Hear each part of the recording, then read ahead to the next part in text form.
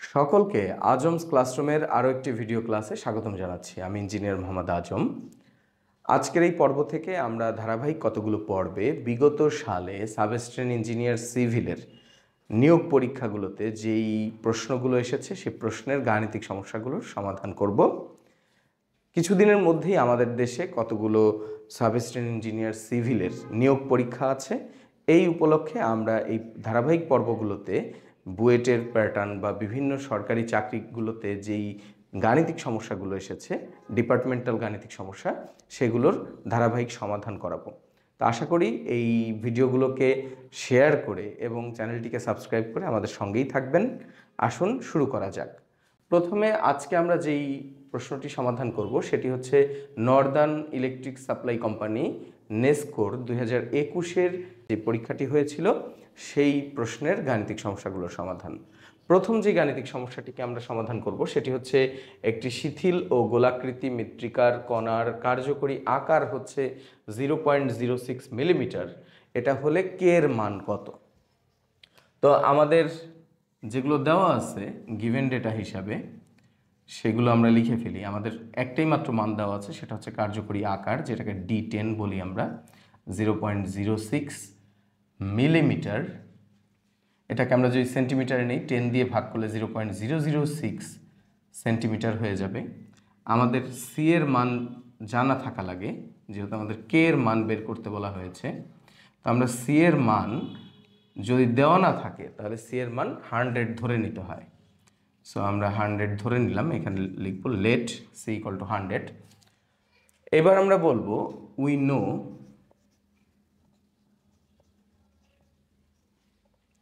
কে equal two, এলেন হেজেনের সূত্র থেকে কে ইকুয়াল টু আমরা জানি সি ইন্টু ডি স্কোয়ার। তো সি এর মান 100 ইন্টু ডি হচ্ছে 0.006 হোল স্কোয়ার। সো এটাকে যদি স্কোয়ার করি তাহলে আমরা পাবো 0.0036 স্কোয়ার করে গুণ করে দিলে এটা একক আসবে সেন্টিমিটার পার সেকেন্ড। এটাই আমাদের অ্যান্সার। আশা করি সবাই বুঝতে পেরেছেন। আসুন এর পরবর্তী গাণিতিক সমস্যাটি সমাধান করি। এবার আমরা নেসকোর 2021-এর নিয়োগ পরীক্ষার আরেকটি গাণিতিক সমস্যার সমাধান করব। এটি হেড লস টপিক্স থেকে, হাইড্রোলিক্সের হেড লস টপিক্স থেকে আসা একটি গাণিতিক সমস্যা। এই গাণিতিক সমস্যাটি সমাধানের পূর্বে একটি অ্যানাউন্সমেন্ট করতে চাই। সেটা হচ্ছে আমাদের একটি নতুন ওয়েবসাইট করা হয়েছে, যেখানে আমরা এই সাব অ্যাসিস্ট্যান্ট ইঞ্জিনিয়ার নিয়োগ পরীক্ষার একটি ফুল কোর্স ওখানে তৈরি করেছি।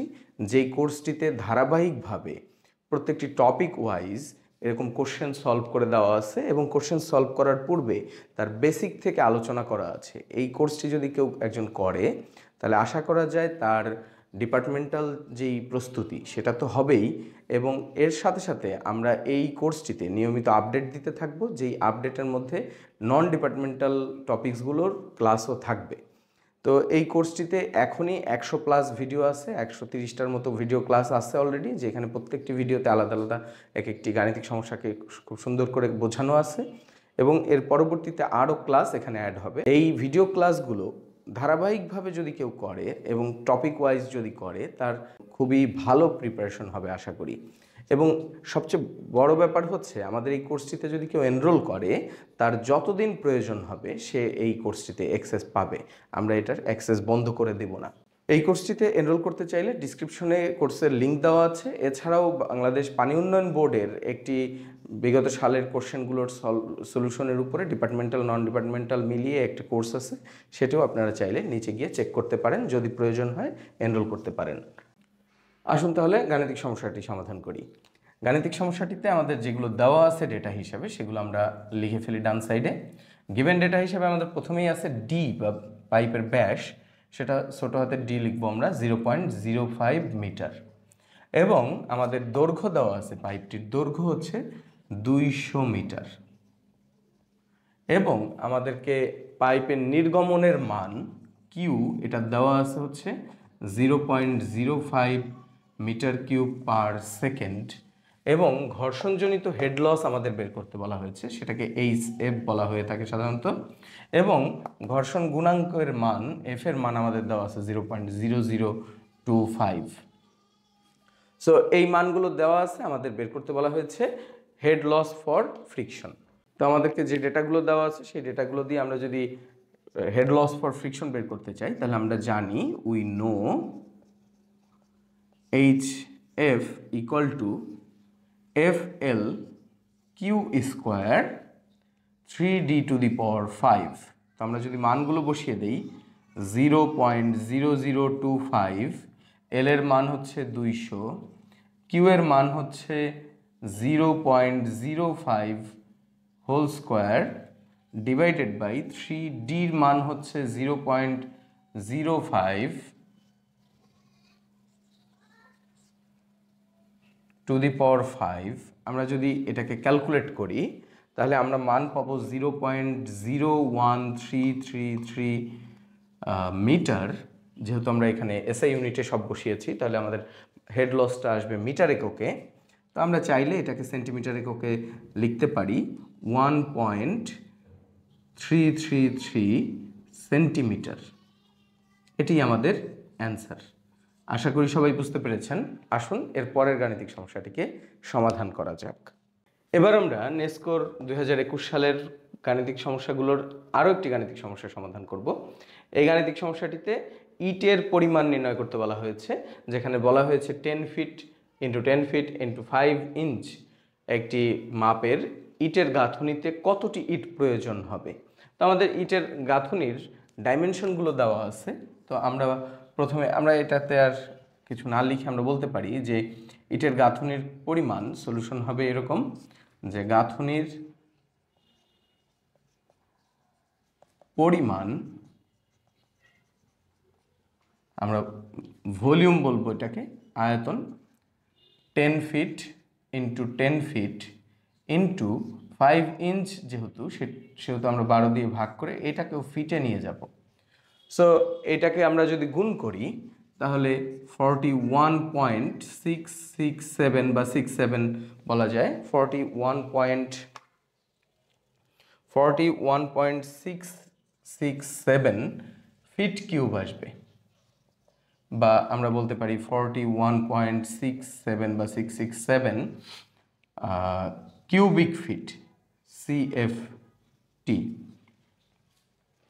তো এখন এই এত কিউবিক ফিটের জন্য কতগুলো ইট প্রয়োজন হবে? আমরা জানি 1 কিউবিক ফিটে 12টি ইট প্রয়োজন হয় ইটের গাঁথুনিতে। তাহলে আমরা এইভাবে লিখব। সো ইটের প্রয়োজন হবে, ইটের পরিমাণ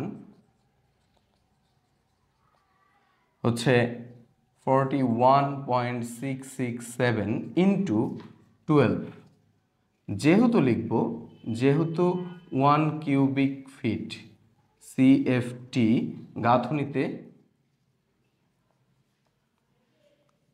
12টি ইট প্রয়োজন হয়, 12টি ইট লাগে। সো 12 দিয়ে যদি আমরা এটাকে গুণ করি তাহলে ইন্টু 12 দিলে আমাদের আসছে হচ্ছে 41.667 ইন্টু 12। আমরা যদি এটা দিই তাহলে আমাদের আসছে হচ্ছে 500.004। তো আমরা অ্যাপ্রক্সিমেটলি এটাকে বলবো 500টি ইট লাগে, 500টি ইট। এটি অ্যান্সার। আশা করি সবাই বুঝতে পেরেছেন। আসুন পরবর্তী গাণিতিক সমস্যাটি সমাধান করি। এবার আমরা যে গাণিতিক সমস্যাটি সমাধান করব সেটি নেস্কোতে 2021-এ আসা একটি রান অফ টপিক্সের গাণিতিক সমস্যা। রান অফ টপিক্সটি হাইড্রোলজি সাবজেক্টের একটি গুরুত্বপূর্ণ টপিক্স। এই টপিক্স থেকে প্রায়ই প্রশ্ন এসে থাকে। তো আসুন প্রশ্নটি পড়ি এবং এই প্রশ্নটি বোঝার সাথে সাথে কিছু বেসিকও আমরা একটু বোঝার চেষ্টা করি।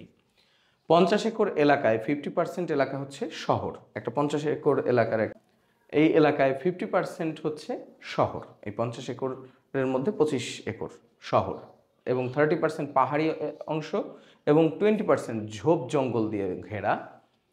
ওই এলাকার প্রতি ঘন্টায় যদি 50 মিলিমিটার বৃষ্টিপাত হয় তবে মোট রান অফ কত হবে, এটা আমাদেরকে নির্ণয় করতে বলা হয়েছে। রান অফ সহগ, রান অফ কোএফিসিয়েন্ট 0.9 যথাক্রমে, মানে শহর এলাকা প্রথমে হচ্ছে 50% যে শহর এলাকা সেখানে রান অফ হচ্ছে 0.9, পাহাড়ি এলাকায় রান অফ হচ্ছে 50%, তার মানে 0.5, এবং ঝোপ জঙ্গলে রান অফ হচ্ছে 0.3।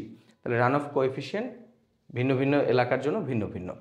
আসুন আমরা একটু বোঝার চেষ্টা করি রান অফ কী এবং রান অফ কোএফিসিয়েন্ট কী এবং এটা কেন এলাকা ভেদে ভিন্ন হয়। ধরেন আমাদের একটা এলাকা আছে, এই এলাকায় বৃষ্টিপাত হচ্ছে, এই এলাকার পাশ দিয়ে একটা নদী যাচ্ছে, এটা হচ্ছে নদী। তো এই হচ্ছে আমাদের এলাকাটুকু, এই এলাকাটুকুর উপরে বৃষ্টি হলে এই বৃষ্টির পানি কতটুকু উচ্চতা পরিমাণ হচ্ছে, 1 ঘন্টায় কতটুকু উঁচু হবে, এই পানিটা যদি আমরা এই এলাকায় ছড়িয়ে দেই, পুরো সুষমভাবে ছড়িয়ে দেই, তাহলে কতটুকু উচ্চতা তৈরি করবে এই পানিটা, এইটাকেই আমরা বলছি প্রিসিপিটেশন, যেটাকে 50 মিলিমিটার বলা হচ্ছে। তার মানে এই যে বৃষ্টি হয়ে যদি এখানে পানিটা জমে যেত, তাহলে 50 মিলিমিটার জায়গা, 50 মিলিমিটার উচ্চতা তৈরি হতো। এটা হচ্ছে প্রিসিপিটেশন। বৃষ্টিপাত এবং রান অফ এই দুটাকেই আমরা উচ্চতার এককে দেই, কারণ ওইটা বলা হয় যে পুরো এলাকাটা যদি পানি দিয়ে, ওই বৃষ্টির পানিটা দিয়ে যদি ঢেকে দেওয়া হতো, তাহলে কতটুকু উচ্চতা হতো, সেটাই হচ্ছে ওই বৃষ্টির পরিমাণ 50 মিলিমিটার। এখন রান অফ কি? এই বৃষ্টির পানিটা এখানে পড়ার পরে অবশ্যই বৃষ্টির পানি কি হবে, কিছু বৃষ্টির পানি ভেতরে প্রবেশ করবে এবং যেটাকে বলা হয় অ্যাকুইফার বা মানে পানির লেয়ারে গিয়ে জমা হবে, এবং কিছু পানি গড়িয়ে এই নদীতে চলে যাবে। তো এই নদী বা খালবিল যাই হোক, আশপাশের নদী বা খালবিলে যেই পানিটুকু গড়িয়ে চলে যাবে, এটাকে বলা হয় রান অফ। এখন খুবই সহজ কথা যে বৃষ্টিপাত, সেটাকে প্রিসিপিটেশন, বৃষ্টির আরেকটা সিনোনিম হচ্ছে প্রিসিপিটেশন। সো প্রিসিপিটেশন ইজ মানে আমরা বলতে পারি যে এই যে যে রান অফ হবে, এই প্রিসিপিটেশন যত বেশি হবে, বৃষ্টি যত বেশি হবে, রান অফও তত বেশি হবে, কারণ বৃষ্টি না হলে তো রান অফ হবে না। তাহলে বৃষ্টির পরিমাণ যত বেশি, রান অফের পরিমাণ তত বেশি। তাহলে সূত্রটা কীরকম, যে run of is proportional to precipitation. তাহলে বৃষ্টি যত বেশি হবে, রান অফ তত বেশি হবে, এটা হচ্ছে সূত্র। এখন আমরা বলতে পারি যে রান অফ ইকুয়াল টু তাহলে কি, কনস্ট্যান্ট ইন্টু প্রিসিপিটেশন। আমরা জানি যে কনস্ট্যান্ট দিয়ে গুণ করতে হবে, গুণ করলে সমানুপাতিককে আমরা সমান লিখতে পারি। এইটাই হচ্ছে মূলত সূত্র।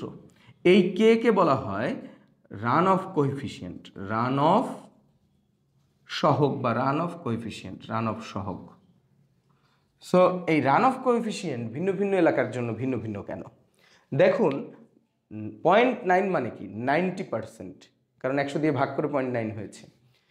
50%, এই রান অফটা কত 30%। বিষয়টা হচ্ছে যে যতটুকু বৃষ্টিপাত হবে তার কত অংশ, তাহলে কে এর মানটা আসলে কীরকম আসতেছে, যে আর বাই পি। তাহলে পি বৃষ্টির কতটুকু রান অফ হয়, সেই অনুপাতটাই হচ্ছে রান অফ কোএফিসিয়েন্ট। তাহলে রান অফ কোএফিসিয়েন্ট কে equal to R by P. তাহলে বলা হচ্ছে যে যদি বৃষ্টি হয় 100 পরিমাণ, তার 90%ই কী হয়, শহর এলাকায় গড়িয়ে চলে যায়, কারণ শহর এলাকায় কংক্রিট দিয়ে ঘেরা, রাস্তাঘাট সব কংক্রিটে মোড়া, এই জন্য বৃষ্টিটা গভীরে, মাটির গভীরে যেতে পারে না, গড়িয়ে প্রায় সব পানি চলে যায়, 90% চলে যায়। পাহাড়ি এলাকায় সেখানেও গড়িয়ে যায় বেশি, কিন্তু কিছু প্রবেশ করে, 50% গড়িয়ে যায়, 50% গভীরে প্রবেশ করে। আর ঝোপঝাড়, যেখানে ঝোপঝাড়ে পানি কিন্তু আর গড়াতে পারে না খুব ভালো, আটকে যায়, এই জন্য ঝোপঝাড়ে রান অফ কোএফিসিয়েন্টের পরিমাণ 30%, মানে 30% পানি গড়িয়ে চলে যায় আর 70% ভূমির মধ্যে বসে যায়। এই জন্য শুনবেন যে বিভিন্ন শহরে, যেমন ঢাকার কথা বলা হয়, ঢাকার পানির স্তর দিনে দিনে নিচে যাচ্ছে। কেন? আমরা পানির স্তর থেকে পানি তুলে খাচ্ছি, পানি ব্যবহার করছি, কিন্তু ভেতরে প্রবেশ করতে দিচ্ছি না, সব কিছু কংক্রিট দিয়ে মুড়ে দিচ্ছি, এই জন্য লেয়ার আস্তে আস্তে দিনে দিনে নেমে যাচ্ছে। তো আসুন আমরা এখন এই সূত্রটা দিয়ে এই অঙ্কটাকে করি। আশা করি থিওরি অংশটা আপনারা বুঝতে পারছেন। এখন আমরা গাণিতিক সমস্যাটাকে সমাধান করি। আমাদের দেওয়া আছে যেগুলো, সেগুলো যদি আমরা লিখি, আমাদের দেওয়া আছে হচ্ছে প্রিসিপিটেশনের পরিমাণ পি ইকুয়াল টু হচ্ছে 50 মিলিমিটার, আমরা মিলিমিটারেই রাখলাম। আমাদের দেওয়া আছে K1 হচ্ছে 0.9, K2 দেওয়া আছে 0.5 এবং K3 দেওয়া আছে, K3 এর মান দেওয়া আছে 0.3। এখন আমরা R1 R2 R3 বের করব এবং R1 R2 R3কে যোগ করলে মোট রান অফ পাওয়া যাবে। তো আমরা জানি, একটু আগে আমরা যে সূত্র নিয়ে আলোচনা করলাম, run of equal to K into precipitation. তাহলে কে ইন্টু প্রিসিপিটেশন যদি হয় তাহলে R1, অতএব R1 ইকুয়াল টু আমরা বলতে পারি কে ইন্টু K1 ইন্টু পি। এখন প্রিসিপিটেশনের এই 50% যেটা, এই 50%ই তো শহরে হয়নি, শহরে হয়েছে 50% এলাকা যেহেতু, তাহলে শহর এলাকায় এই প্রিসিপিটেশনের 50% হয়েছে, 30% হয়েছে হচ্ছে পাহাড়ি অঞ্চলে, এবং 20% এই প্রিসিপিটেশন হয়েছে অন্য অঞ্চলে। তাহলে আমরা R1 ইকুয়াল টু লিখতে পারি K1 ইন্টু P1। এবার আমরা R1 এর মানটা বের করি। R1 এর মান হচ্ছে 0.9 ইন্টু P1 হচ্ছে 50% অফ 50 মিলিমিটার এর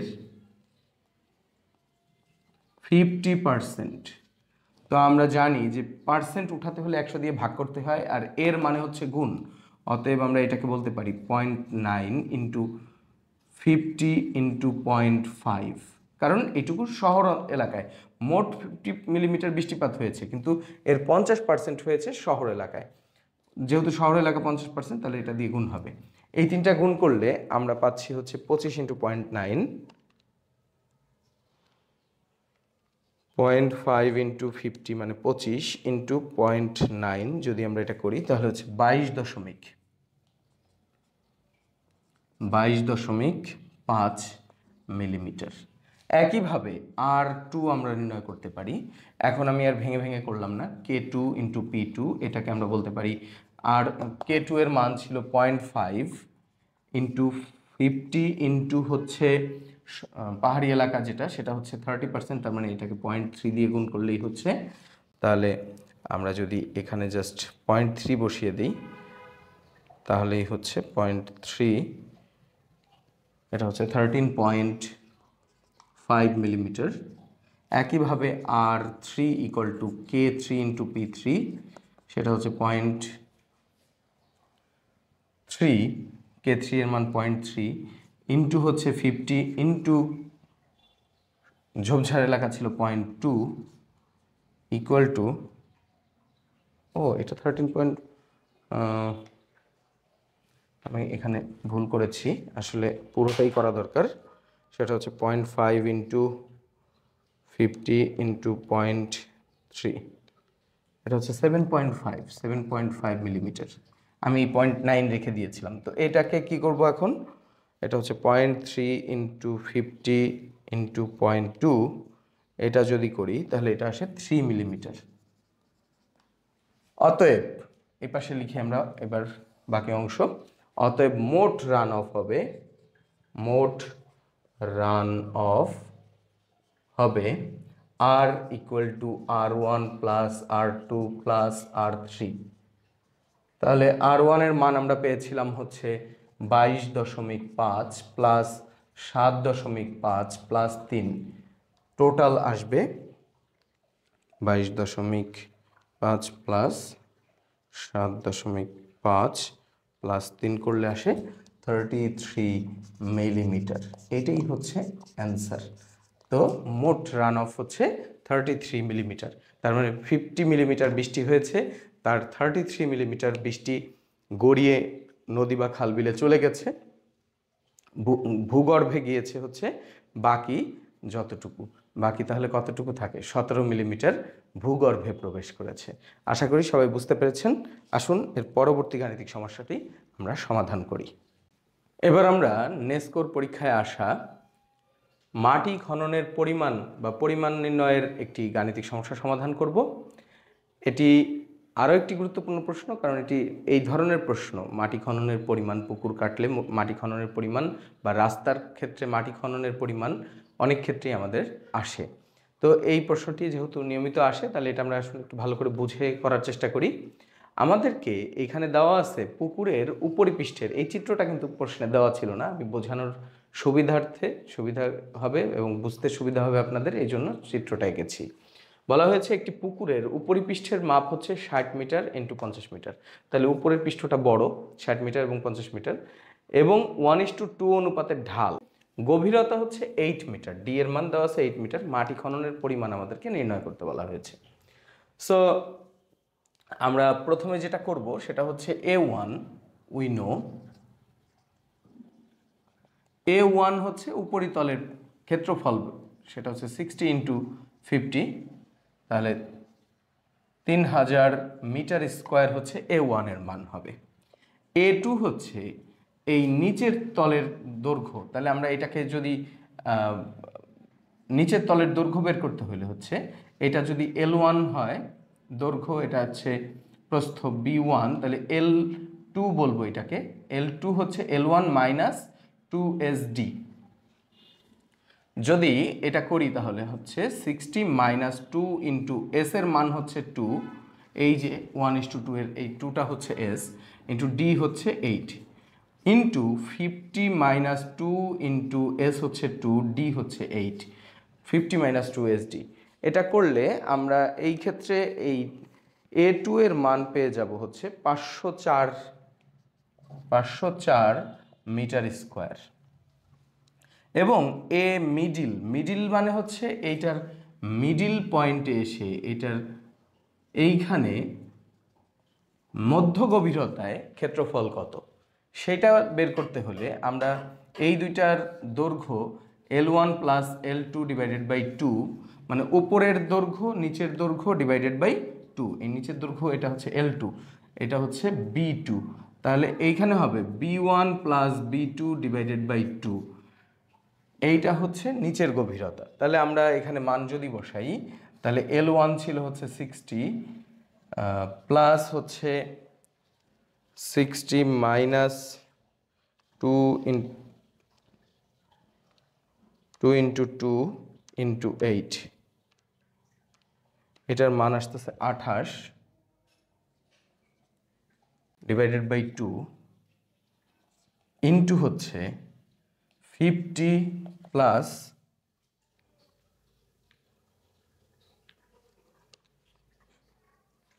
18 ডিভাইডেড বাই 2, এটা যদি আমরা ক্যালকুলেট করি 1496 মিটার স্কোয়ার। এটা হচ্ছে এ মিডিলের এরিয়া পাওয়া গেল 1496 মিটার স্কোয়ার। এখন লিখব, আমরা জানি ভলিউম ভি ইকুয়াল টু হচ্ছে D by 6 into A1 plus A2 plus 4AM plus 4AM যদি আমরা করি, এইখানে মানগুলো আপনারা যদি বসিয়ে দেন এবং মানগুলোকে ক্যালকুলেট করেন তাহলে এটার মান আসবে হচ্ছে 12,650। সো 12,650 মিটার কিউব, এটাই হবে অ্যান্সার। আশা করি সবাই বুঝতে পেরেছেন। তো আমাদের এই ধরনের যদি পুকুরের গভীরতা দেওয়া থাকে এবং পুকুরের উপরিতলের ক্ষেত্রফল বা দৈর্ঘ্যপ্রস্থ দেওয়া থাকে, নিচের ক্ষেত্রফল বের করব, মিডিলের ক্ষেত্রফল বের করব এবং এই সূত্রে আমরা বসিয়ে দেব। এই সূত্রে বসিয়ে দিলেই আমরা পেয়ে যাব আমাদের আয়তনের পরিমাণ, যে কতটুকু মাটি আমাদের কাটতে হবে। আশা করি সবাই বুঝতে পেরেছেন। আসুন এর পরবর্তী গাণিতিক সমস্যাটি আমরা সমাধান করি। এবার আমরা যে গাণিতিক সমস্যাটি সমাধান করব সেটি আমাদের নেস্কো 2021-এর আরও একটি গাণিতিক সমস্যা। এটি লিকুইড ইন্ডেক্স টপিকস থেকে আসা একটি প্রশ্ন। এখানে বলা হয়েছে একটি নমুনা মৃত্তিকার লিকুইড লিমিট দেওয়া আছে 50%, প্লাস্টিক লিমিট দেওয়া আছে 30%। আমাদের বলা হয়েছে লিকুইড ইন্ডেক্স কত, যেখানে ওয়াটার কন্টেন্ট হচ্ছে 25%। তাহলে আমাদের যা যা দেওয়া আছে আমরা যদি সেটা লিখে ফেলি, আমাদের দেওয়া আছে liquid limit, given liquid limit,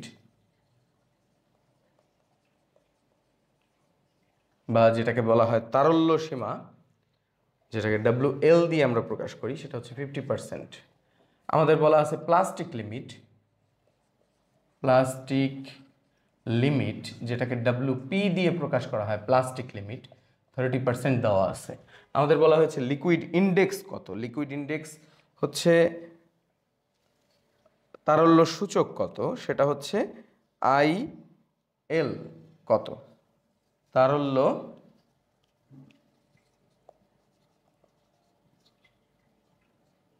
সূচক IL কত, আমাদেরকে এটা নির্ণয় করতে বলা হয়েছে। তো ওয়াটার কন্টেন্ট আমাদের দেওয়া আছে W, যেটা সেটা হচ্ছে 25%। তা আমরা প্রথমেই বলবো যে এগুলো যেহেতু দেওয়া আছে, আমরা তারল্য সূচক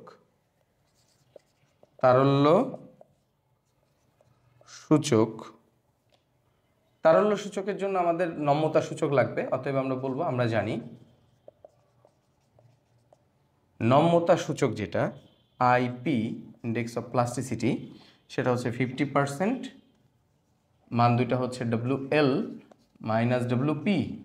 সেটা করলে আমরা পাচ্ছি হচ্ছে 50% মাইনাস 30% ইকুয়াল টু হচ্ছে 20%। আমাদের আইপি এর মান চলে আসছে। এখন লিকুইড ইন্ডেক্স যেটা, আবার আমাদের তারল্য সূচক যেটা, সেটা হচ্ছে IL। সেটা হচ্ছে আমাদের সূত্র হচ্ছে W minus WP divided by IP. তাহলে এবার আমরা যদি মানগুলো বসিয়ে দিই, ডাব্লুর মান ছিল হচ্ছে 25%, মাইনাস এটা হচ্ছে 30%, এইটা হচ্ছে আইপি এর মান পাওয়া গেছিলো 20%। সো এইগুলো হিসাব করলে আমরা উপরে পাচ্ছি -5 ডিভাইডেড বাই 20, যেটার মান আসলে আসে 0.25। এটাই আমাদের তারল্য সূচক বা লিকুইড ইন্ডেক্স। আশা করি সবাই বুঝতে পেরেছেন। আসুন এর পরবর্তী গাণিতিক সমস্যাটি আমরা সমাধান করি। এবার আমরা যে গাণিতিক সমস্যাটি সমাধান করব সেটি আমাদের টাইবারের স্পেসিং নির্ণয় করতে বলা হয়েছে। 15x15 সাইজের একটি বর্গাকার কলামের প্রধান রড হিসাবে 20 মিলিমিটার রড ব্যবহার হয়েছে এবং টাইবার হিসাবে 8 মিলিমিটার রড ব্যবহার করা হয়েছে। টাইবারের স্পেসিং নির্ণয় করো। তো আমরা এসিআই কোড অনুসারে আমরা সমাধান করব এভাবে। সলিউশন হচ্ছে এসিআই কোড অনুসারে স্পেসিং অফ টাইবার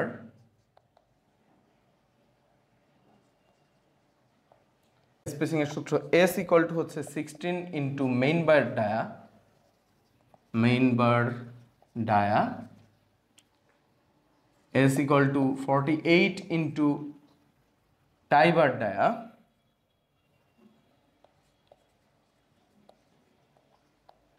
এবং S equal to minimum side distance, side length। So এই সূত্র মতে আমরা পাচ্ছি হচ্ছে 16 ইন্টু মেইন বার ডায়া ছিল হচ্ছে, মেইন বার হচ্ছে 20 মিলিমিটার রড। সো 20 দিয়ে যদি আমরা গুণ করি এটা আসতেছে 320 মিলিমিটার। এইটা 48 ইন্টু যদি আমরা সাইড বার ডায়া 8 দিয়ে গুণ করি তাহলে আমরা মান পাচ্ছি 384 মিলিমিটার এবং মিনিমাম সাইড ডিস্টেন্স ছিল 15 ইঞ্চ। এটাকে 15 ইন্টু আমরা 25.4 দিয়ে গুণ করবো, কারণ 1 ইঞ্চি সমান সমান 25.4 মিলিমিটার, সেটা আসতেছে 381 মিলিমিটার। সো এখানে সাইড নোটে লিখে দেওয়া যেতে পারে 1 ইঞ্চ ইকুয়াল টু হচ্ছে 25.4 মিলিমিটার। অতএব এই কয়টার মধ্যে যেটা সর্বনিম্ন হবে আমরা সেফটির কথা চিন্তা করে সেইটাকে ইউজ করব। কোডেই বলা আছে যে এই তিনটার মধ্যে যেটা নিম্ন হবে, সর্বনিম্ন, আমরা যদি সেটা ব্যবহার করি, সো আমরা বলতে পারি যে spacing will be 320 millimetre centre to centre. এটাই অ্যান্সার। আশা করি সবাই বুঝতে পেরেছেন। এই যে প্রশ্নগুলো আমরা সমাধান করলাম, এই প্রশ্নগুলোই নেস্কো 2021-এ আসা গাণিতিক সমস্যার সমাধান। এছাড়াও কতগুলো চিত্র বিষয়ে, যেমন ক্যান্টিলিভারের ক্রস সেকশন আঁকার কথা বলা ছিল এবং বিটুমিন সড়ক এবং কংক্রিট সড়কের ক্রস সেকশন আঁকার প্রশ্ন ছিল।